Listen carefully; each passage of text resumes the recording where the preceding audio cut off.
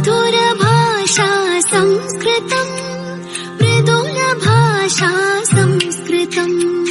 सर्वेभ्यो नमो नमः। आज की संस्कृत कक्षा में आप सबका स्वागत है। अगर आपके भी ये प्रश्न है कि पेपर आने वाले हैं और अभी तक तैयारी नहीं हुई है, तो आप बिल्कुल सही लेक्चर सुन रहे हैं, क्योंकि आप जानते हैं कोविड की वजह से पिछले 3 सेमेस्टर हमारे ऑनलाइन मोड में गए हैं और इस बार की परीक्षाएं हमारी ऑनलाइन मोड से नहीं ऑफलाइन मोड से होने जा रही हैं। पिछले जितने सालों के क्वेश्चन पेपर हमें उपलब्ध हुए हैं, उन सभी प्रीवियस ईयर के क्वेश्चन पेपर को हम एक सीरीज में सॉल्व करने वाले हैं। इसलिए जिन स्टूडेंट्स की तैयारी हो गई है वे इन लेक्चर्स को अच्छे से सुन लें, रिवाइज कर लें, और जिनकी तैयारी अभी तक नहीं हुई है, क्योंकि बहुत से ऐसे स्टूडेंट्स हैं जो केवल परीक्षाओं के दिनों में ही पढ़ने पर विश्वास रखते हैं। ऐसा ही है ना? तो ऐसे सभी स्टूडेंट्स को ऑफलाइन मोड से पेपर देना बहुत मुश्किल लग रहा है। तो उन सभी स्टूडेंट्स के लिए हम इन प्रीवियस ईयर के क्वेश्चन पेपर की सीरीज को आरंभ करने वाले हैं। तो आपने हमारे साथ आने वाले लेक्चर्स में भी बने रहना है, क्योंकि प्रायशः ऐसा देखा जाता है कि 80 to 90% प्रीवियस ईयर के पेपर रिपीट होते हैं। 10-20% तो देखिए स्टूडेंट रिस्क लेना ही पड़ता है। अगर आप इन क्वेश्चन पेपर को अच्छे से तैयार कर लेते हैं, अच्छे से समझ लेते हैं, तो आप सबको इम्पोर्टेंट क्वेश्चन भी पता चलते हैं और उसके साथ साथ क्वेश्चन पेपर को अटेम्प्ट करने का तरीका भी पता चल जाता है। ऑलमोस्ट सभी हरियाणा की यूनिवर्सिटीज के सिलेबस सेम है। आप जिस भी यूनिवर्सिटी के स्टूडेंट हैं तो सबसे पहले आप सिलेबस को जरूर चेक करें। अभी तक जितना सिलेबस सॉल्व कर दिया गया है उससे रिलेटेड सभी इंपॉर्टेंट लिंक्स आपको डिस्क्रिप्शन बॉक्स में दिए गए हैं, तो आप डिस्क्रिप्शन बॉक्स जरूर चेक करें। आशा रख सकते हैं कि आप सब इन लेक्चर से लाभान्वित हुए होंगे और अन्य छात्रों तक भी इन लेक्चर्स को पहुंचाने का माध्यम जरूर बनेंगे। तो इसलिए आप लेक्चर के एंड तक जरूर बने रहें और साथ साथ नोट डाउन भी जरूर करते रहें। तो चलिए देर ना करते हुए आरंभ करते हैं। आज हम सॉल्व करने वाले हैं महर्षि दयानंद यूनिवर्सिटी रोहतक के BSc second year 4th semester के सबसे लेटेस्ट क्वेश्चन पेपर को। क्वेश्चन पेपर को सॉल्व करने से पहले हमें अपने सिलेबस का पता होना आवश्यक है। अपने सिलेबस को पहले अच्छे से जान लेते हैं। ये पेपर हमें 40 मार्क्स का आने वाला है और 10 मार्क्स की आपकी इंटरनल रहेगी। फर्स्ट यूनिट में संस्कृत चयनिका के अंतर्गत पद्य भाग पार्ट 7 से लेके पार्ट 10 तक पूछे गए हैं और ये कार्य आपके पास 10 मार्क्स का रहेगा। इसमें हमारे पास संस्कृत चयनिका के अंतर्गत गद्य पाठ हैं जिनकी संख्या है 6 से लेकर 10 तक और ये कार्य आपके पास 10 मार्क्स का रहेगा। थर्ड यूनिट में हमारे पास कुछ शब्द रूप दिए गए हैं, राजन, विध्वंस, अस्मद, युष्मत, तद और इदम, और ये कार्य आपके पास 5 मार्क्स का रहेगा। और उसके पश्चात धातु रूप भी आपसे पूछे गए हैं, लब धातु, दा, क्री, भ्री, चर, और इनके 5 लकार आपको तैयार करने हैं और ये कार्य आपके पास 5 मार्क्स का है। फोर्थ यूनिट में आपके पास सरल हिंदी वाक्यों का संस्कृत में अनुवाद कार्य पूछा जाएगा और ये कार्य आपके पास 10 मार्क्स का है। चलिए अब सिलेबस को जानने के पश्चात हम अपने सबसे लेटेस्ट क्वेश्चन पेपर को सॉल्व करते हैं। आज हम सॉल्व करने वाले हैं महर्षि दयानंद यूनिवर्सिटी के BSc second year 4th semester के सबसे लेटेस्ट क्वेश्चन पेपर को। ये क्वेश्चन पेपर हमें 2021 के पेपर में आया हुआ है। पेपर हमारा 40 मार्क्स का रहता है और 10 मार्क्स की हमारी इंटरनल रहती है। सबसे पहला प्रश्न संस्कृत चयनिका के अंतर्गत पद्य पाठों में से पूछा गया है और किसी भी श्लोक को अटेम्प्ट करने का तरीका सबसे पहले प्रसंग, जिसमें आप लेसन का नाम और राइटर का नाम बताते हैं, और उसके पश्चात अवतरण, एक पंक्ति में बताएं कि इस श्लोक में किस विषय पर बात की जा रही है, और उसके बाद आप इस श्लोक का सामान्य अर्थ बताएंगे और उस अर्थ को एक्सप्लेन करने का कार्य आप व्याख्या भाग में करेंगे, और उसके पश्चात व्याकरण और विशेष को जोड़ा जा सकता है पर कंपल्शन नहीं है। तो इस तरीके से आपने किसी भी श्लोक को अटेम्प्ट करना है। 4 श्लोक दिए गए हैं और उनमें से आपको 2 श्लोक करने हैं और एक श्लोक सही करने पर आपको 5 नंबर मिलेंगे, यानी ये कार्य आपके पास 10 मार्क्स का है। पहला श्लोक देखते, दंडः संरक्षते धर्मम तथैवर्थम जनाधिप कामम संरक्षते दंड स्त्रीवर्गो दंड उच्यते। पहला श्लोक कौन से लेसन से लिया गया है? लेसन नंबर 7 है, जिसका नाम है दंडः शास्ति प्रजाः सर्वाः। और ये पाठ महर्षि वेद व्यास द्वारा रचित महाभारत के 12वें पर्व, जिसका नाम है शांति पर्व, से लिया गया है। तो इतना आपको प्रसंग में लिखना है। और यहाँ पर अर्जुन राजा युधिष्ठिर को दंड की महत्ता के विषय में बता रहा है कि दंड संरक्षते धर्मम, दंड धर्म की रक्षा करता है, तथैवर्थम जनाधिप, उसी प्रकार हे राजा दंड अर्थ की भी रक्षा करता है। कामम संरक्षते दंड, दंड कामम संरक्षते, काम की रक्षा करता है। त्रिवर्गो दंड उच्यते, इस प्रकार दंड 3 प्रकार का कहा गया है। इस प्रकार आप अर्थ लिखकर एक्सप्लेन करेंगे। अगला श्लोक देखते हैं, यदा संहरते चायम कूर्मोऽङ्गानीव सर्वशः इंद्रियाणीन्द्रियार्थेभ्यस्तस्य प्रज्ञा प्रतिष्ठिता। और ये श्लोक लेसन नंबर 8 स्थित प्रज्ञस्य का भाषा से लिया गया है। और ये पाठ श्रीमद् भगवद गीता के दूसरे अध्याय, जिसका नाम है सांख्य योग, से लिया गया है। इसमें भगवान श्री कृष्ण अर्जुन के द्वारा स्थित प्रज्ञा संबंधित प्रश्न का उत्तर देते हुए कह रहे हैं कि यदा संहरते चायम कूर्मो अंगानीव सर्वश, कूर्म कहते हैं कछुए को, कि जिस प्रकार एक कछुआ सर्वश सब ओर से वो अंगानीव अपने अंगों को, संहरते माने समेट लेता है, एकत्रित कर लेता है, इंद्रियाणि इंद्रियार्थेभ्यस्तस्य प्रज्ञा प्रतिष्ठिता, उसी प्रकार जब एक योगी अपनी इंद्रियों को इंद्रियों के विषयों से समेट लेता है, एकत्रित कर लेता है, तस्य प्रज्ञा प्रतिष्ठिता, उसकी बुद्धि स्थिर बुद्धि कही जाती है। तो इस प्रकार आप अर्थ लिखकर एक्सप्लेन करेंगे। लेक्चर को लाइक, शेयर, कमेंट और सब्सक्राइब करना तो भूलना ही नहीं है। अगला श्लोक देखते हैं, दुर्जनस्य च सर्पस्य वरम सर्पो न दुर्जनः सर्पः दशति काले तु दुर्जनस्तु पदे पदे। ये श्लोक 9th लेसन से लिया गया है, जिसका नाम है नीति सुक्तय। और यह पाठ आचार्य चाणक्य द्वारा रचित वृद्ध चाणक्य से लिया गया है। दुर्जनस्य च सर्पस्य वरम सर्पो न दुर्जनः। तो यहाँ पर आचार्य चाणक्य जो है दुष्ट व्यक्ति की तुलना सांप के साथ कर रहे हैं और दुष्ट व्यक्ति को सांप से भी अधिक हानिकारक बताते हुए कह रहे हैं कि दुर्जनस्य च सर्पस्य, कि दुष्ट व्यक्ति में और सांप में, वरम सर्पो, सांप श्रेष्ठ है, ना दुर्जनः, दुष्ट व्यक्ति नहीं। क्योंकि सर्पः दशति काले, क्योंकि सांप तो काले माने समय आने पर, बुरा समय आने पर, दशति डसता है, काटता है, दुर्जनस्तु पदे पदे, किंतु दुष्ट व्यक्ति तो कदम कदम पर कष्ट पहुंचाता है। तो इस प्रकार आप अर्थ लिखकर एक्सप्लेन करेंगे। अगला श्लोक देखते हैं, दूरस्थोपि समीपस्थो यो यस्य हृदि वर्तते यो यस्य हृदये नास्ति समीपस्थोपि दूरगः। और ये श्लोक लेसन नंबर 10 से लिया गया है, जिसका नाम है मैत्री पुनस्त्वीदृशी, की मित्रता तो इस प्रकार की होती है।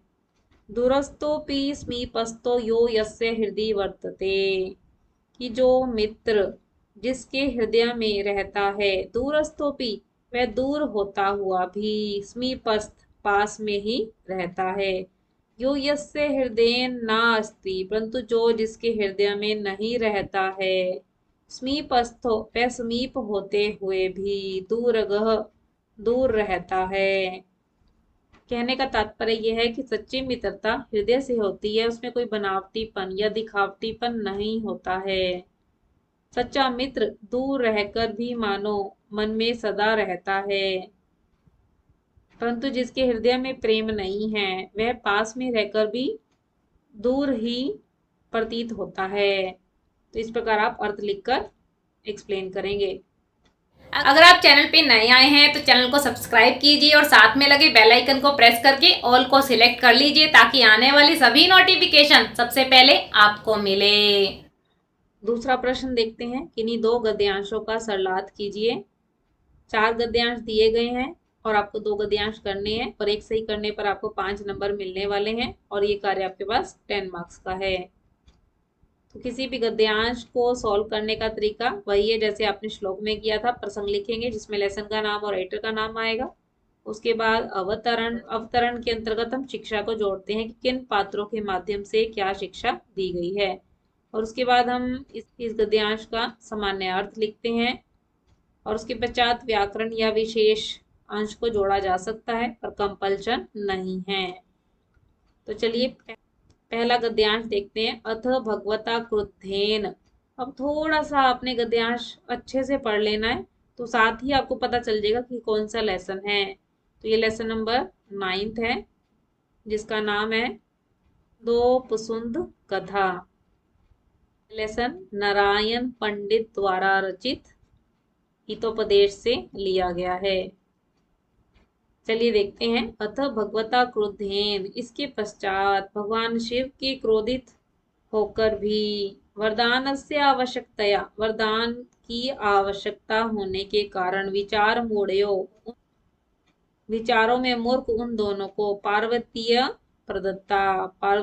प्रदान कर दी। ततस्तस्या रूप लावण्य मुग्धाभ्याम मनसो उत्सुकाभ्याम पाप तिमिराभ्याम ममिति अन्योन्यम मानाभ्याम स ए भट्टारको द्विज रूपः समागत्य तत्रोपस्थित कि ततस्तस्या रूप लावण्य मुग्धाभ्याम। इसके पश्चात उस पार्वती के रूप लावण्य रूप सौंदर्य पर मुग्धाभ्याम लुभाए हुए मनसो उत्सुकाभ्याम मन से बहुत उत्सुक हुए तथा पाप तिमिराभ्याम पाप रूपी अंधकार में डूबे हुए मम इति अन्योन्यम यह मेरी है कलह मानाभ्याम इस प्रकार झगड़ा कर रहे थे। स ए भट्टार को तभी वहां शिव जी द्विज रूप बूढ़े ब्राह्मण का वेश धारण करके समागत्य उनके पास आकर तत्र उपस्थित वहां उपस्थित हो गए। तो इस प्रकार आप अर्थ लिखेंगे। अगला गद्यांश देखते हैं। कस्मचित वन उद्देश्य चटक दंपत्ति वाला कौन सा लेसन था? लेसन नंबर 10 है जिसका नाम है कुंजरः प्रलयम गतः और ये लेसन पंडित विष्णु शर्मा द्वारा रचित पंचतंत्र से लिया गया है और यहाँ पर संगठन की शक्ति को बताया गया है। कि कस्मचिद वन उद्देश्य चटक दंपत्ति किसी वन प्रदेश में चिड़िया दंपत्ति तमाल तरु कृत निलय प्रतिवसत समह कि तमाल के वृक्ष पर निलय माने घोंसला बनाकर निवास करते थे। अथ तयोर गच्छता कालीन संततिरभूत। इसके पश्चात तयोर गच्छता कालीन समय के गच्छता बीत जाने पर संततिरभूत उन दोनों की संतान हुई। अथ अन्य अस्मिन अहनि प्रमत्तो। इसके पश्चात कोई प्रमत्तो मत वाला वन गजह जंगली हाथी कश्चित तमाल तरु समाश्रित तमाल के वृक्ष के नीचे बैठ गया। ततो मदोत्कर्षताम चटकाश्रिताम शाखा पुष्करा अग्रेण कृष्य बभंज। उसके पश्चात मादकता की अधिकता के कारण उस हाथी ने चटकाश्रिता जिस पर चिड़िया दंपत्ति रहते थे पुष्कर अग्रेण सूंड के अग्रभाग से आकृष्य माने खींच कर बभंज तोड़ दिया।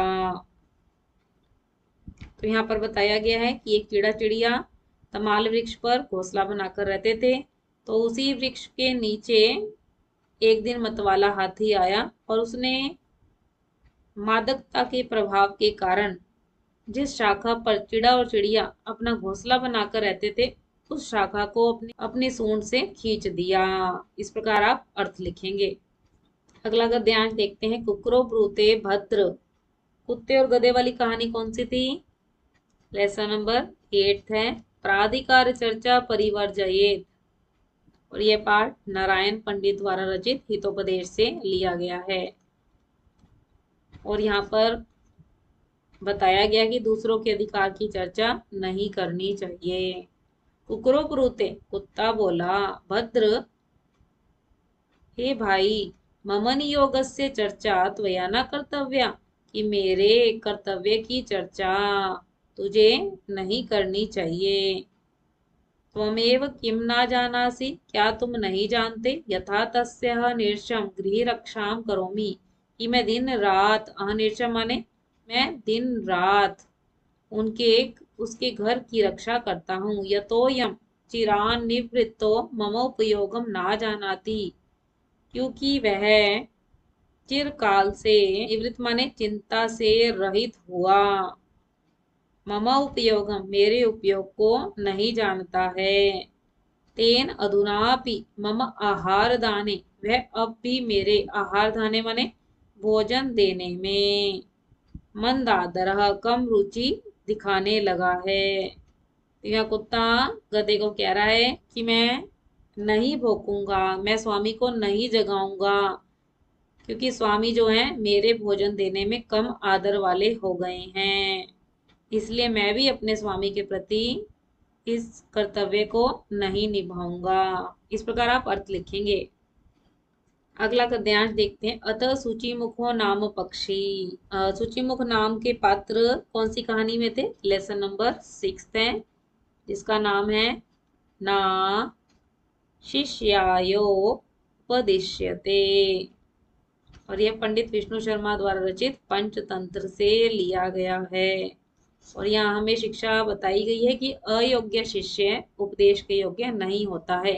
अतः सूचिमुखो नाम पक्षी, इसके पश्चात सूचिमुख नाम का पक्षी, तेषाम तम वृद्ध्यामास, तेषाम उन वानरों के, वृद्ध्यामास बेकार के कार्य को अवलोक्य देखकर बोला, भो सर्वे मूर्खा यूयम, तुम सब मूर्ख हो, न एतई वहीन कना, ये आग की चिंगारियां नहीं है, गुंजा फलानी एतानी, ये तो गुंजा के फल हैं, तत्किम वृथा क्लेशेन, तो बेकार के परिश्रम करने से क्या लाभ, न एतस् अस्मात् शीत त्राणो भविष्यति, इससे तुम्हारी शीत की रक्षा नहीं होगी। इस प्रकार आप अर्थ लिखेंगे। तो यहाँ पर सूचिमुख नाम का पक्षी बंदरों को समझाते हुए कह रहा है कि बहुत अधिक ठंड है और जिसको तुम आग की चिंगारियां समझ रहे हो वे आग की चिंगारियां ना होकर गुंजा के फल हैं, जिससे तुम्हारी ठंड से बचाव नहीं होगा। तो इस प्रकार आप अर्थ लिखेंगे।